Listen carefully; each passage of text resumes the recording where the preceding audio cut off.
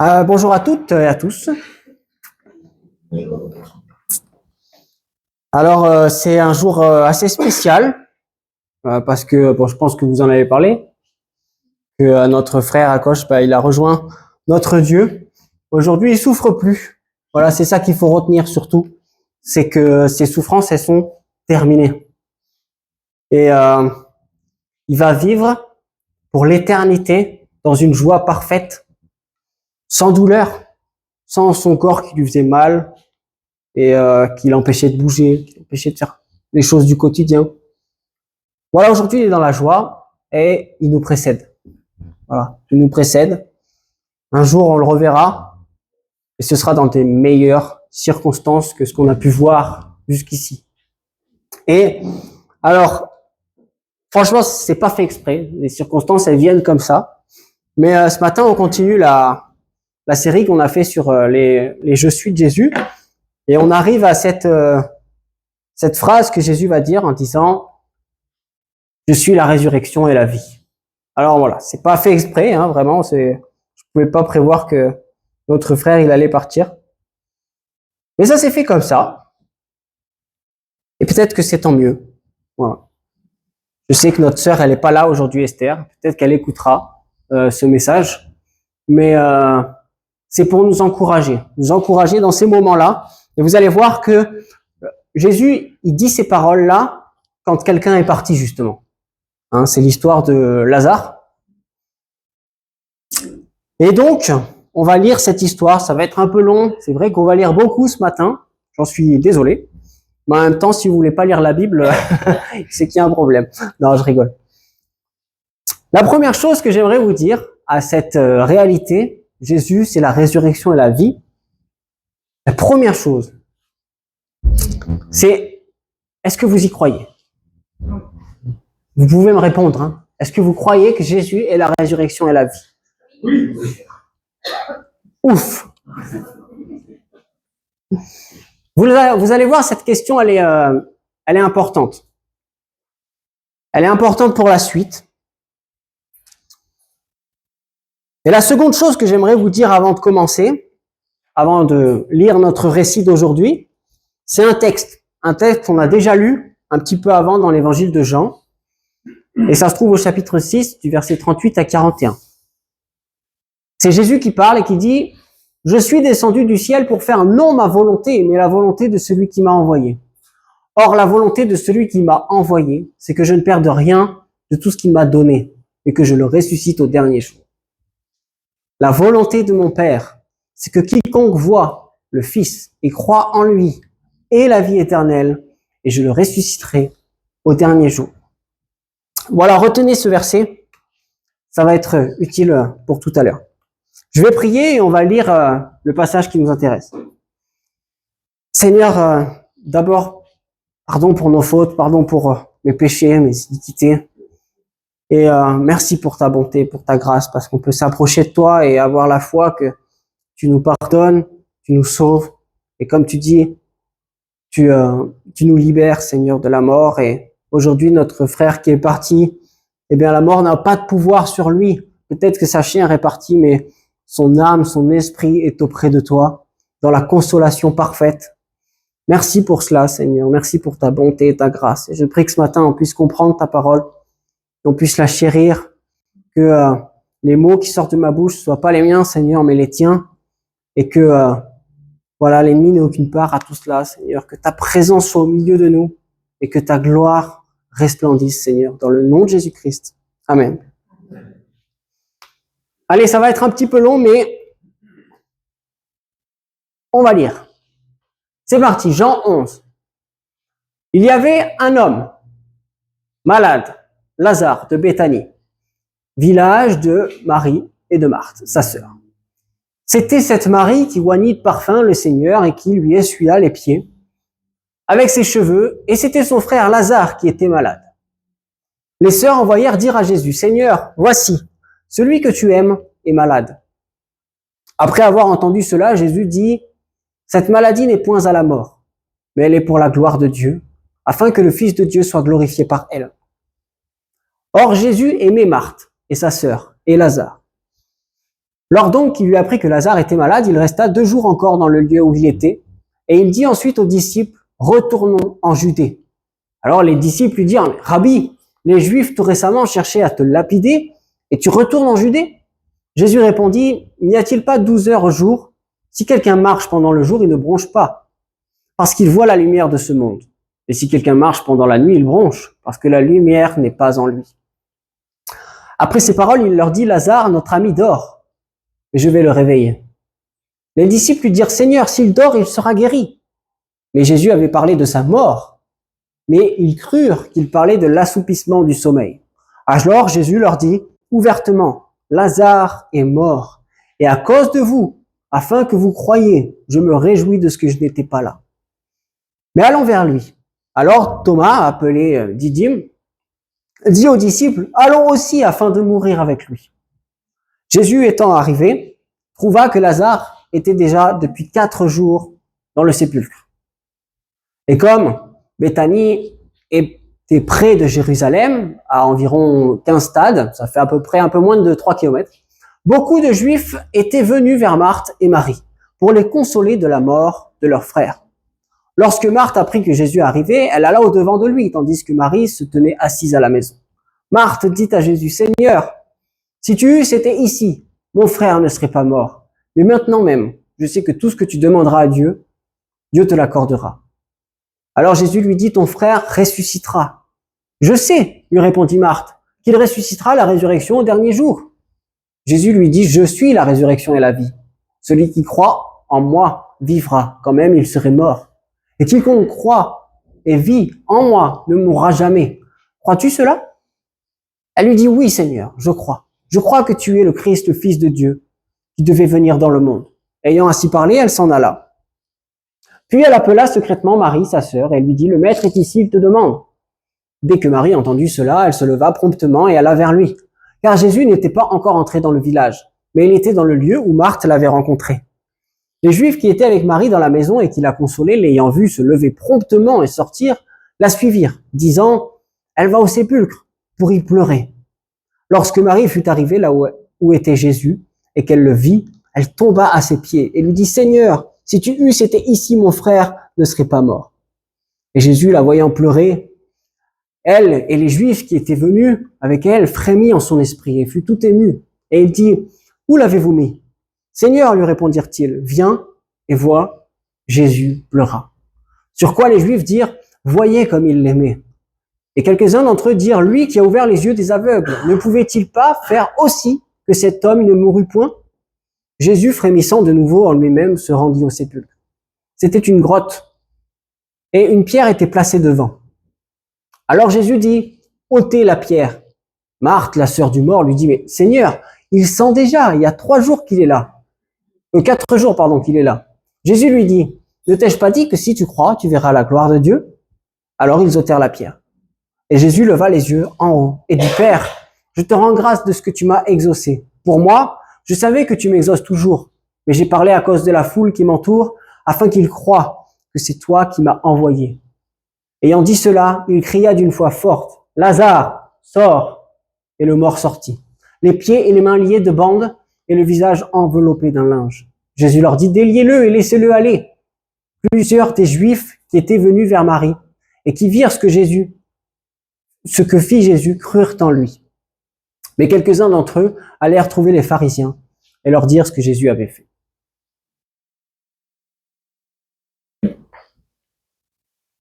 Voilà cette histoire. Elle est magnifique.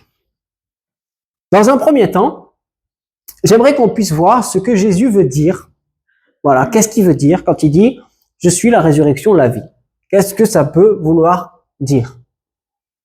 Ça veut dire quoi? Alors on va relire. Jésus lui dit « Je suis la résurrection et la vie. Celui qui croit en moi vivra, quand même il serait mort. Et quiconque vit et croit en moi ne mourra jamais. Crois-tu cela ?» Alors là, à première vue, on pourrait dire que Jésus s'en mêle les pinceaux. Non? Je sais pas. Il dit que celui qui croit vivra même s'il est mort. Et ensuite, il dit que celui qui croit ne mourra jamais. Ah, donc il y en a un qui est mort, mais qui vivra quand même. Mais celui qui croit, il mourra jamais. Donc pourquoi? Bon, c'est compliqué, non? Et même le fait de dire je suis la résurrection et la vie. Je sais pas, Marielle, ce que t'en penses, mais est-ce que c'est pas, je sais pas moi, les figures de style, je suis nul, hein, mais il y a pas une antithèse ou il y a pas quelque chose comme ça. La résurrection et la vie. La résurrection, ça impose forcément qu'il y ait eu la mort pour reprendre vie, alors que la vie, c'est contraire à la mort. Donc il y a comme il y a un paradoxe là-dedans. Qu'est-ce que Jésus peut bien vouloir dire là-dedans? En fait, Jésus, il veut tout simplement dire une chose qui est claire. Et là, il l'a pas encore fait, mais il le fera bientôt. Jésus a vaincu la mort. C'est tout. Il est juste en train de dire la mort n'a plus de pouvoir sur ceux qui croient. Sur ceux qui croient en moi et qui croiront, la mort n'aura aucun pouvoir sur eux. Qu'ils soient vivants ou que leur chair soit mort, ils seront vivants. Il dit que la mort n'a plus de pouvoir sur celui ou celle qui vit et croit en lui. Celui qui croit en lui vivra, même si sa chair, son corps meurt. Donc celui qui croit en lui ne pourra jamais mourir. Vous comprenez? Même si mon corps charnel meurt, je continue de vivre. Donc, il est la vie présente, aujourd'hui, il est déjà la vie, et il est la résurrection. Parce que quand mon corps va mourir, c'est pas grave. Mon âme continue de vivre. Et à la fin, au dernier jour, il me ressuscitera dans un corps glorifié. C'est ça que Jésus veut dire quand il dit qu'il est la résurrection et la vie. Il est la vie, mais la vie sans limite. Il n'y a aucune limite. Nous, on est soumis à un temps. Okay? Tout ce qu'on fait est régi par du temps. Mais la vie que Dieu nous donne n'a aucun temps. Elle n'a pas de fin. C'est la vie sans limite. La vie sur cette terre et la résurrection après cette terre. Donc une vie qui n'a aucune fin et sur qui la mort n'a aucun pouvoir. La résurrection et la vie, en fait, c'est la vie éternelle. Jésus est la vie éternelle. Et la question qu'il pose à Marthe et qu'il nous pose aujourd'hui encore à nous, c'est crois-tu cela? Ça, c'est important. C'est incroyable. Hein, il lui dit une réalité et il va lui dire est-ce que tu y crois? Mais maintenant, on peut se poser une autre question. Et Lazare, alors, qu'est-ce qu'il vient faire dans ce récit? Vous allez comprendre pourquoi je dis ça. Pourquoi Lazare, il est là? Après tout, c'est vrai, Lazare, il est mort, ok? Mais il avait la foi en Jésus, on est d'accord? Donc, il va vivre éternellement. Donc, la réponse de Marthe, quand elle va lui dire « Je sais, lui répondit Marthe, qu'il ressuscitera à la résurrection au dernier jour. » Marthe, elle a raison. Elle a complètement raison. Pourtant, Jésus va quand même lui demander si elle croit qu'il est bel et bien la résurrection et la vie. Et Marthe va lui donner, je pense, une des meilleures réponses qui soit. Jésus lui dit, je suis la résurrection et la vie, celui qui croit en moi vivra même quand il serait mort, et quiconque vit et croit en moi ne mourra jamais. Crois-tu cela? Et elle va lui répondre, oui Seigneur, je crois. Je crois que tu es le Christ, le Fils de Dieu, qui devait venir dans le monde. Ainsi parlé, elle s'en alla. Je pense que c'est l'une des meilleures réponses qui soit. Je crois que tu es la résurrection et la vie parce que tu es le Christ, celui qu'on attend. Tu es le Messie, celui qui donnera sa vie pour tout le monde. Voilà. En fait, l'histoire, elle aurait pu s'arrêter là. On a quelqu'un qui est mort, Lazare. Lazare est mort, mais il avait la foi. Donc, il ressuscitera, il vivra éternellement. Et en plus de ça, ses sœurs, Marie et Marthe, elles ont bien compris cette réalité. Donc, elles peuvent être consolées. C'est bon, il n'y a pas besoin d'aller plus loin. Marthe et Marie, elles ont compris. Elles ont compris que leur frère, il est décédé, mais Jésus va le ressusciter, il vivra éternellement. Pourtant, Jésus va pas s'arrêter là. Il va quand même aller ressusciter Lazare. Mais alors, on pourrait se demander pourquoi? Pourquoi faire ça? Pourquoi Pourquoi aller jusque-là?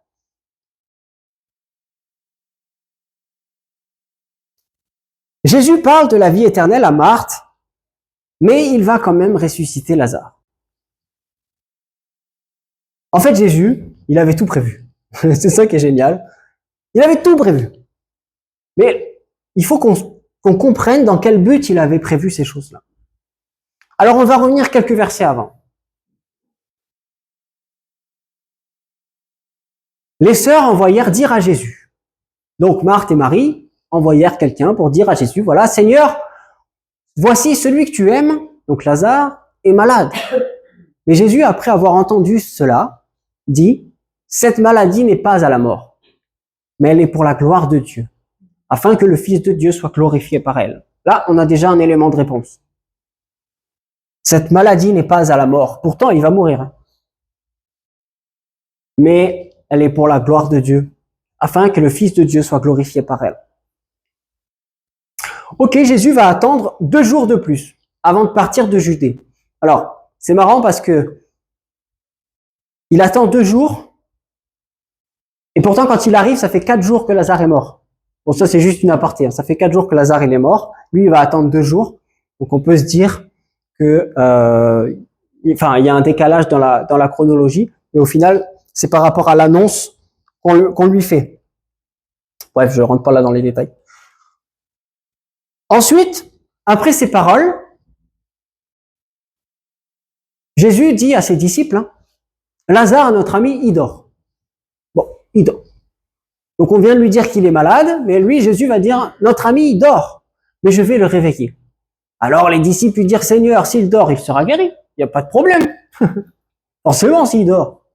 Jésus avait parlé de sa mort, mais eux, ils crurent qu'il parlait de l'assouplissement du sommeil. Alors Jésus leur dit ouvertement, Lazare, il est mort. Il est bel et bien mort. Mais à cause de vous, afin que vous croyiez, je me réjouis de ce que je n'étais pas là. Mais allons vers lui. Vous voyez, Jésus avait tout prévu. Et il va même nous dire pourquoi.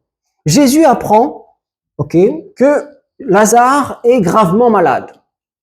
Donc, quand les sœurs envoient des personnes annoncer à Jésus, ces personnes annoncent à Jésus que Lazare est malade. Mais en fait, en vérité, il est déjà mort à ce moment-là. Parce que le temps qu'ils arrivent, Lazare, il est déjà mort. Et Jésus le sait. Lazare est bel et bien mort. Qu'importe, il va quand même attendre un peu plus. Il va attendre, et pour les disciples, ça c'est frappant. Ils disent, mais il y a un problème. En plus, on dit que Jésus aimait Lazare. Donc celui qui l'aime est malade, mais Jésus va quand même attendre. Il va attendre que Lazare meure, pour ensuite le ressusciter. Et vous savez pourquoi? À cause de vous. Non seulement ses disciples, mais nous tous aussi. Jésus a fait exprès. Il a fait exprès d'attendre que Lazare meure à cause de nous, à cause de ses disciples, dans le seul but qu'il croit et que nous croyons. Je me réjouis de ce que je n'étais pas là. Jésus a fait exprès de ne pas y aller dans le seul but que ses disciples croient en lui. Pour qu'ils croient, tout simplement. Et pour que nous croyions aussi. Un peu plus loin, Jésus dit ôtez la pierre. Marthe, la sœur de Lazare, lui dit mais Seigneur, il sent déjà, ça fait 4 jours qu'il est là. Jésus lui dit ne t'ai-je pas dit que si tu crois, tu verras la gloire de Dieu? Alors ils ôtèrent la pierre et Jésus leva les yeux en haut. Et regardez ce qu'il dit. Père, je te rends grâce de ce que tu m'as exaucé. Pour moi, je savais que tu m'exauces toujours. Mais j'ai parlé à cause de la foule qui m'entoure, afin qu'ils croient que c'est toi qui m'as envoyé. Alors il cria, Lazare sort, et le mort sortit. Alors il dit, déliez-le, laissez-le aller. Et là, plusieurs des Juifs qui étaient venus vers Marie et qui virent ce que fit Jésus crurent en lui. Oh, cause à effet. J'ai parlé à cause de la foule qui m'entoure, afin qu'ils croient. Plusieurs Juifs qui étaient là, après avoir vu ce qu'il a fait, crurent en lui. Donc Jésus a fait toutes ces choses dans le seul but unique que Marthe, Marie, les disciples, ceux qui l'entourent, et nous croyons en lui. Jésus dit qu'il a laissé volontairement mourir Lazare pour que tous croient en lui. Ça me rappelle quelque chose. Moi, ça me rappelle un passage, un autre passage, qui est dans 3 évangiles différents. Les 3 synoptiques. Je l'ai pas affiché, je vais juste vous le lire, et je pense que vous allez comprendre le parallèle. Jésus, il arrive dans un village, il rentre dans une maison, il commence à prêcher, il y a une foule immense qui s'entasse, et là, il y a des personnes qui transportent un paralytique. Mais ils peuvent pas rentrer dans cette maison. Qu'est-ce qu'ils vont faire? Ils vont monter là-haut, ils vont ouvrir le toit, et ils vont descendre cet homme paralysé au milieu de Jésus. Et Jésus, voyant leur foi, dit au paralytique, « Mon enfant, tes péchés sont pardonnés. » Alors là, quelques scribes qui étaient assis se disaient au-dedans d'eux, « Mais comment cet homme peut-il parler ainsi? Il blasphème. Qui peut pardonner les péchés si ce n'est Dieu seul? » Mais Jésus, ayant connu par son esprit ce qu'il venait de penser au-dedans d'eux, leur dit, « Pourquoi avez-vous de telles pensées en vous?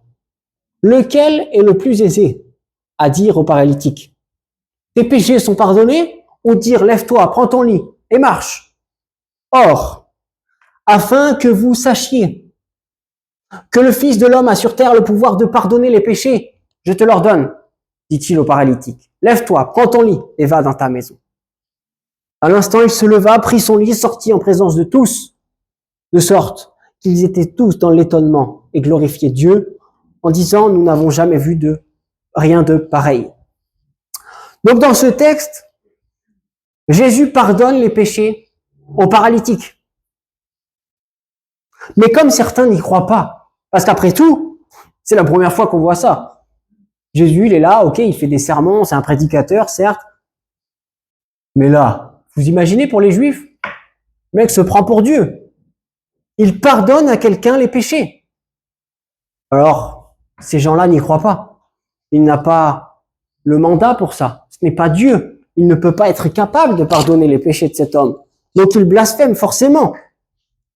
Mais, Jésus, pour prouver qu'il est Dieu et qu'il peut pardonner les péchés à qui il veut, il va guérir le paralytique. Vous voyez? Il va faire une action, un miracle, pour prouver la véracité de ses paroles. Et là, dans notre texte, c'est la même chose. La même chose. Il va dire, je suis la résurrection et la vie. Ouais, Seigneur, c'est bien beau, mais bon. Ah, tu veux voir? Ok, Lazare sort. Et Lazare sort. Jésus est bien et bien la résurrection et la vie. Et il le démontre, il le prouve, afin que personne ne puisse dire, non, c'est faux. C'est pas possible. C'est pareil. Lazare, c'est la même chose. Jésus va dire qu'il est la résurrection et la vie, qu'il est la vie éternelle. Et il va démontrer cette vérité en ressuscitant Lazare. Afin que oui, ses disciples, Marie, Marthe, tous ceux qui sont là, mais nous aussi, nous puissions croire qu'il est bel et bien la résurrection et la vie. Avec ça, avec ce miracle, on ne peut plus en douter. Et ses disciples non plus, car ils l'ont vu de leurs yeux. En ressuscitant Lazare, Jésus nous prouve qu'il peut accomplir la volonté de son Père qu'on a lu tout à l'heure, à savoir, quiconque voit le Fils et croit en lui ait la vie éternelle. Et qu'il le ressuscitera au dernier jour. Rappelez-vous, Jésus a dit cela un petit peu plus tôt. Je suis sur terre, non pour faire ma volonté, mais faire la volonté de mon Père. Et la volonté de mon Père, c'est que quiconque voit et croit en moi ait la vie éternelle. Et je le ressusciterai au dernier jour. Mais comment croire ces paroles? Eh ben, c'est simple. C'est simple. Jésus va leur prouver qu'il peut le faire. Jésus va leur prouver quoi? Qu'il est bel et bien le Fils de Dieu. Et c'est ce qu'il va dire dans sa prière. C'est ce qu'il dit dans sa prière. Je te rends grâce de ce que tu m'as exaucé. Pour moi, je sais que tu m'exauces toujours. Mais j'ai parlé à cause de la foule qui m'entoure afin qu'ils croient que c'est toi qui m'as envoyé, que je suis le Fils de Dieu, que je suis bel et bien le Christ. Et qu'en croyant en moi, la mort n'aura plus aucun pouvoir sur ceux qui croient. Et maintenant, parce qu'à ce moment-là, Jésus, il est encore sur terre, non? Mais maintenant, pour nous, on a encore un truc encore plus immense à laquelle on peut s'accrocher. Non seulement la résurrection de Lazare, parce que oui, Jésus, en ressuscitant Lazare, nous prouve qu'il est bel et bien la résurrection, la vie. Mais aujourd'hui, on est encore plus grand que ça. Et c'est dans pas longtemps. Ça s'est passé à la Pâque. Il est ressuscité. Lui-même est ressuscité. Jésus-Christ. Il est le premier d'entre nous. Vous savez ce que va dire Paul? Il est les prémices. Il est le premier d'entre ses frères. Il est celui qui nous précède. Et ces choses-là, nous devons les serrer dans notre cœur. Parce que si Jésus a accompli ces choses, si Jésus est ressuscité, c'est pour nous dire que ce qu'il a dit sur terre, que ce qu'il dit dans sa parole, c'est bel et bien la réalité. On peut avoir foi en ça. On peut s'accrocher à cette vérité. Nous serons ressuscités avec lui. Nous avons la vie en lui. La mort n'a plus aucun pouvoir. Même si notre corps, qui est ici-bas, est soumis à un temps, à un vieillissement, à la maladie, à la douleur, et finira, très probablement, à moins qu'on soit enlevé, sous la terre,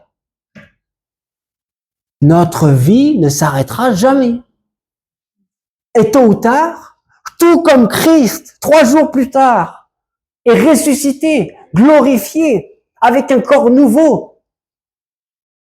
De la même manière, nous ressusciterons. Nous ressusciterons pour la vie éternelle. Dieu a envoyé son Fils unique dans le monde, afin que quiconque croit en lui ait la vie éternelle, car Jésus est bel et bien la résurrection et la vie. Il est la vie éternelle. Vous le savez. D'ailleurs, le prochain qu'on verra, c'est je suis le chemin, la vérité, la vie. Il n'y a que lui. Nul ne peut venir à Dieu sans lui. Il est la vie éternelle. Alors voilà. Voilà pourquoi au début, je vous ai demandé si vous croyez à ça. Comme Jésus a demandé à Marthe, est-ce que tu y crois? Et que je pense Marthe a très bien répondu. Est-ce qu'on y croit? C'est à nous maintenant d'y croire. Par la foi. Ça s'appelle la foi. Nous devons y croire. Je sais que parfois on a des doutes. Parfois ça nous dépasse. C'est vrai, l'éternité c'est quelque chose qui nous dépasse. Qu'est-ce que, aujourd'hui Akosh il est où? On ne sait pas. On ne sait pas. Je peux pas vous dire. Ok? Je peux pas vous dire où il est. On pourrait parler de plein de choses, mais on ne sait pas où il est. Mais on sait qu'il est dans la présence de Dieu. Et qu'un jour, quand la trompette va sonner, il ressuscitera dans un corps nouveau. Et nous pareil. Et nous pareil. Nous pouvons nous réjouir, car Jésus a vaincu la mort. Et tout comme il a ressuscité Lazare pour prouver que la mort n'a aucun pouvoir contre lui. Tout comme il est ressuscité en prouvant que la mort ne pouvait pas le tenir. Il nous ressuscitera aussi en temps voulu pour la vie éternelle. car il a vaincu la mort, afin que par la foi en son nom, la mort n'ait plus aucun pouvoir sur nous. Aujourd'hui, c'est le corps d'Akosh qui s'est éteint. Mais sa vie est encore là. Et nous le reverrons. Et tous ceux qui sont partis avant nous, nous le reverrons. Parce qu'il est la vérité. Il est le chemin. Il est la vie. Et il est la résurrection. Merci.